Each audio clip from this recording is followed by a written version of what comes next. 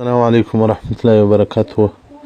یو محترمه پوښتنه کړې ده چې د اذان په مابینځ کې خبرې کول، یعنې د اذان شروع وي. محترمه، د اذان په مابینځ کې خبرې کول دا د سنت خلاف عمل دی، د مکروه عمل دی، نه دی کیږي. ځکه اجابت اذان هغه سنت.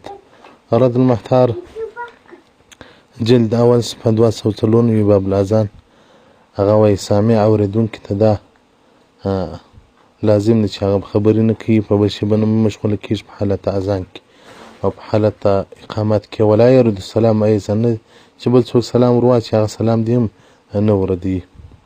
او دغه رنګه بهرایک جلد اول صفحه 259 باب الاذان هغه وایي سماع د اذان چې ده هغه باید سړی وکړي، که څوم وایي هغه څوک جنوب وي، ځکه د اجابت د اذان لیس بی اذان، دا اذان نه ده، نو اجابت باید وسي، نو خبرې باید ترک کړل سي، په خبرو باندې عمل خبرې نه وسي، اجابت اذان وسي.